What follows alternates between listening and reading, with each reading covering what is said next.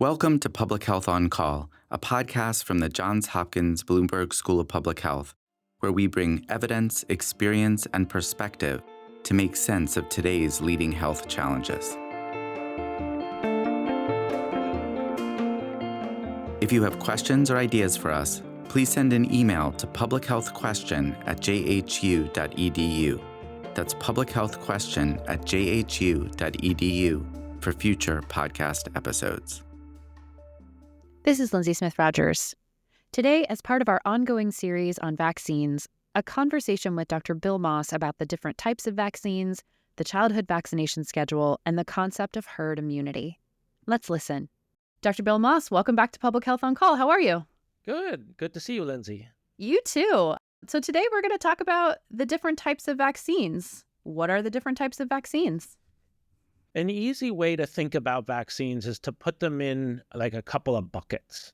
And so one bucket are what we call attenuated vaccines, meaning that we take the pathogen that causes the disease and we weaken that virus so that when it's given to a person, it will induce an immune response, a protective immune response against that virus, but it won't cause severe disease. For example, measles vaccine, rubella vaccine, mumps vaccine, those are packaged together, the varicella vaccine. All of those are attenuated viral vaccines. The old way of weakening these viruses was to grow them or passage them, as we say, in non-human cells. They adapt to those cells so that when they're put back in us, they will induce a strong immune response that will be protective, but they don't cause severe disease. Sometimes they can cause very mild illness. So sometimes children, for example, who get a measles vaccine may get a fever, they may get slight rash, but they will not get severe disease. And the whole point behind vaccination is to show our immune system what this pathogen looks like so that our body will recognize it should we be exposed to it, and we can initiate a much faster and stronger fight against that pathogen than we would otherwise if we were completely susceptible. So then the other big bucket are these non-attenuated vaccines, and that's where many of our vaccines are. They can be inactivated, where you, for example, you take the pathogen, the virus, maybe it's a polio virus or an influenza virus, instead of attenuating it and making it a little weaker, you basically kill it. So then you're injecting killed or non-replicating virus. That's one kind of non-replicating or non-attenuated vaccine. Another type is what we call a subunit vaccine. So instead of taking the whole virus, you just take a part of it. They're usually a protein that's on the surface of the virus that our immune system will recognize to fight it.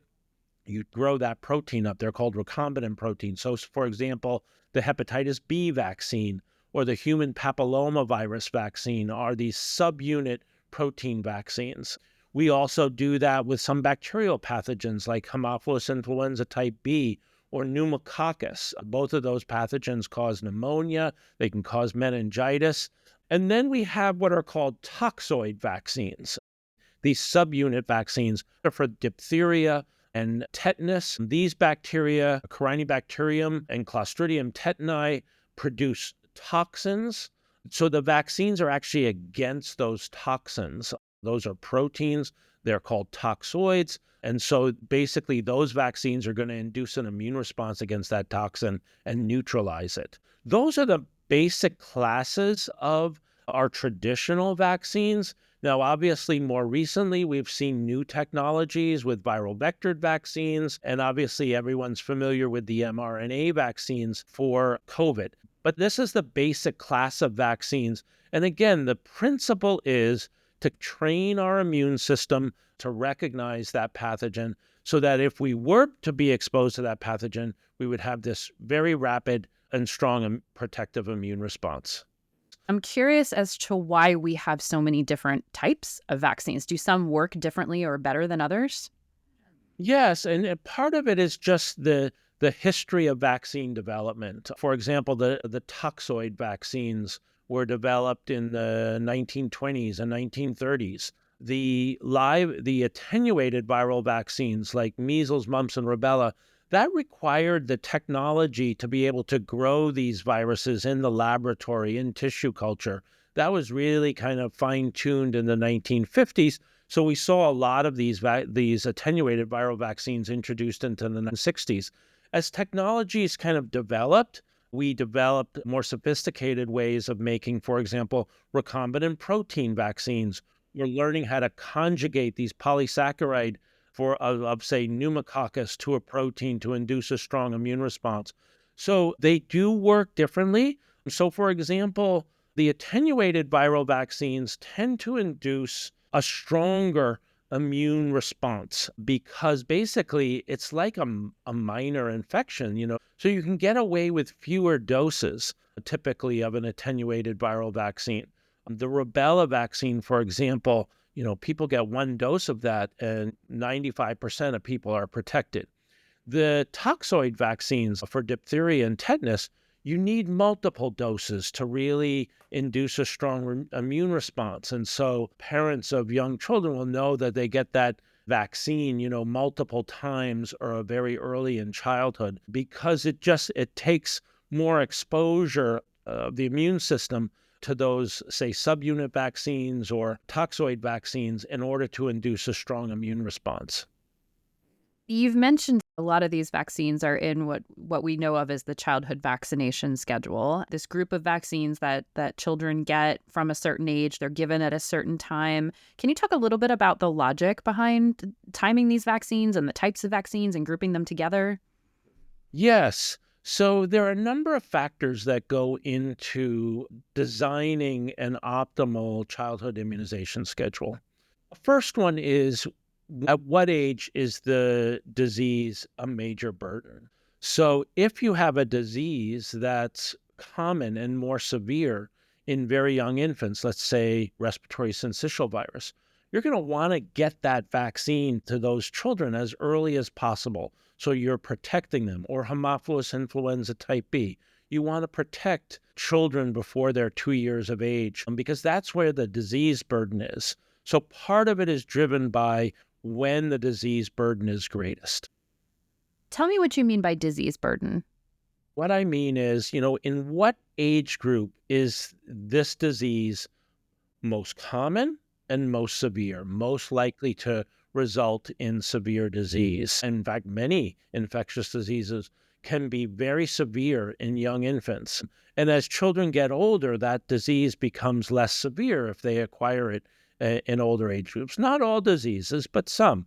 So if the disease burden is greatest, let's say in the first year of life, if infants are more likely to be hospitalized or die from a respiratory tract infection due to respiratory syncytial virus in the first year of life, you're going to want to give that vaccine as soon as you can to protect those infants. So the disease burden and the age group at which the disease burden is greatest is one important consideration as to the timing of vaccines. A second consideration is when the vaccine is going to be most immunogenic, when it's going, at what age is it going to induce a strong and protective immune response. A good example of this is measles vaccine, and it's because it is, as we talked about earlier, an attenuated viral vaccine that needs to replicate in order to induce a strong immune response.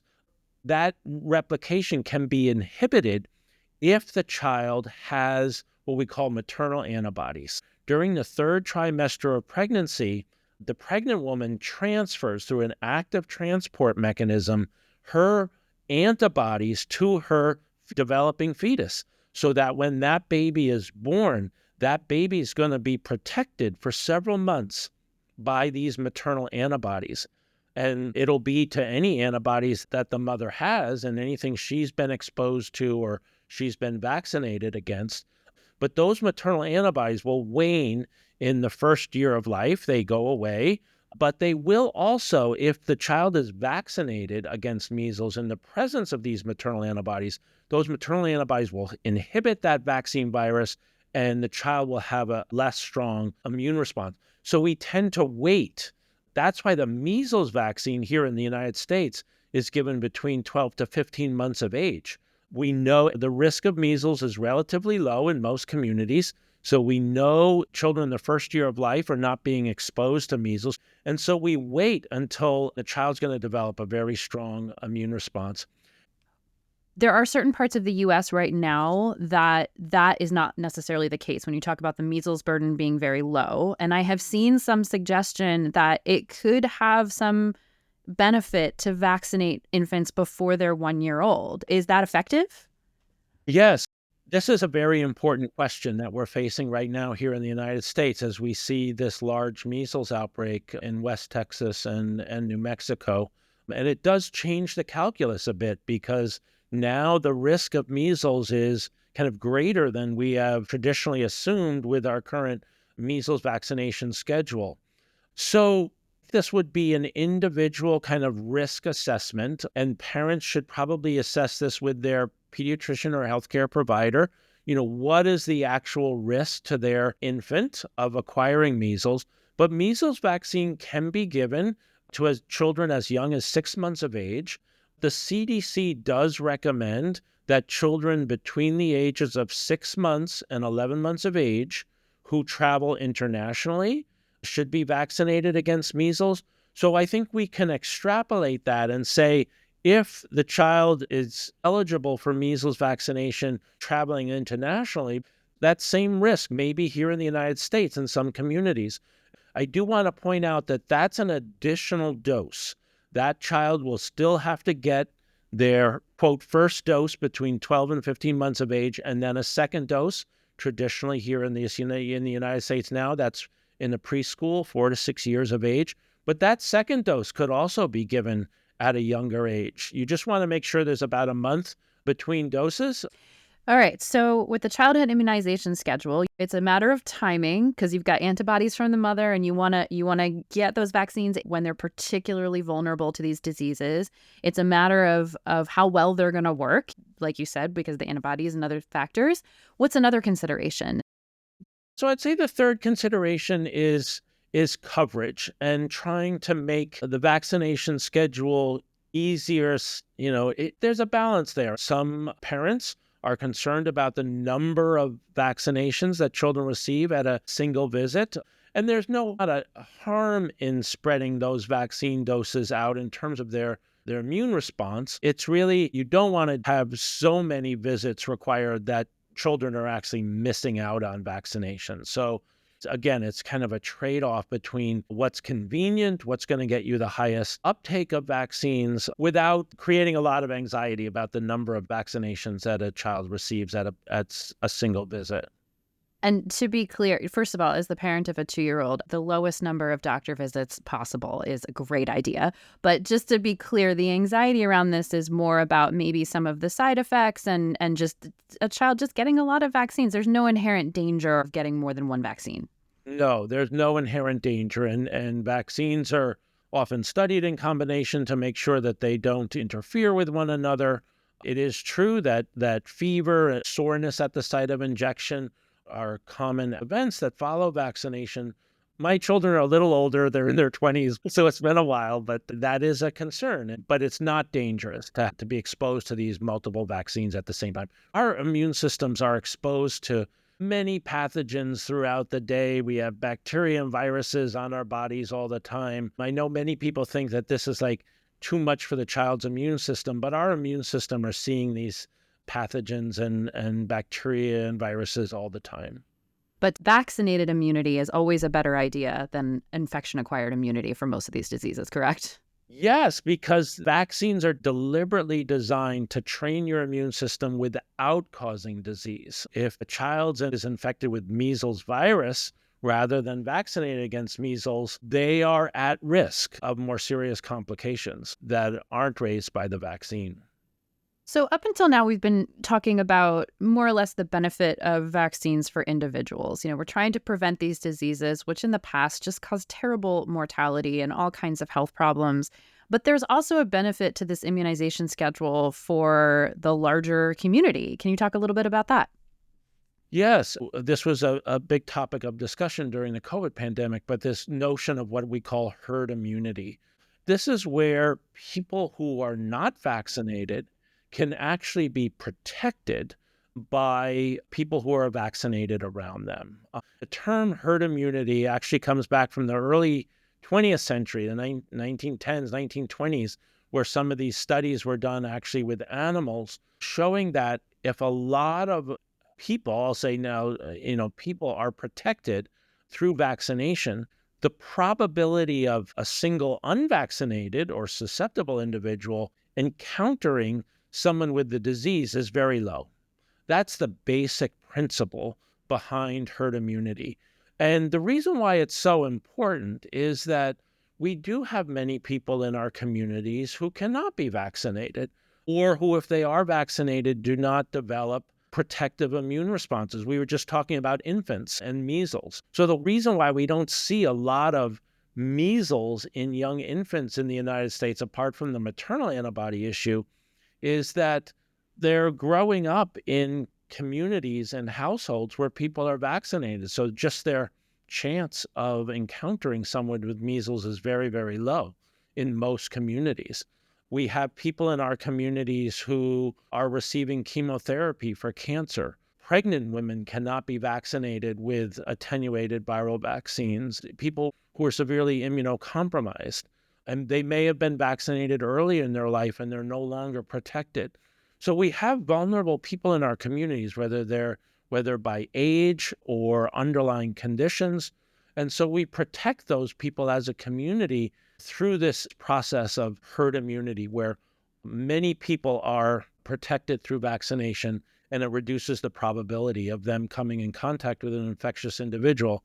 Now, where this breaks down, Lindsay, is if you have communities, and this is what we're seeing, communities of people who are unvaccinated, who are clustered together, who are coming into contact with one another, that's where the herd immunity kind of breaks down, because you have a large number of susceptible individuals interacting with each other. And so if measles virus gets into that community, boom, you have an outbreak. And I think in most of these cases with measles, and correct me if I'm wrong, it's because you had a group of vulnerable or unvaccinated people, and then there was a travel-related case, because there are parts of the world that have much lower levels of herd immunity than we do. Is that right? That is exactly right.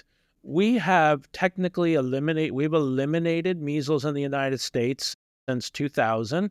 What this means is that we have not had sustained measles virus transmission in the United States for more than 12 months, but we obviously have measles cases, and those are imported. So what it takes here in the United States right now to have a measles outbreak are two things. You have to have a susceptible community because of low vaccination rates, and you have to have an infectious person come into that community from another country where measles virus is circulating. And what I'm concerned about going forward is that we're going to see more measles cases globally in other countries, and perhaps a declining measles vaccine coverage here in the United States. And that's going to be a recipe for more frequent and larger measles outbreaks. Why do you think it's important for people to understand all of these things, that there are all these different types of vaccines, that there's a lot of thought that goes into this immunization process? What's the larger conversation here? The larger conversation is that vaccines, I think, are one of humanity's greatest accomplishments. In my mind, far greater than going to the moon. We have saved millions of lives through vaccination globally. It's a relatively simple technology now. We know how to do this. We know how to make safe and effective vaccines. And to see us slide back because people don't understand the value of vaccines or what they do, or people don't recognize the severity and the complications of vaccine-preventable diseases is really tragic. Dr. Bill Moss, thank you so much for coming back to Public Health on Call. Thank you very much, Lindsay.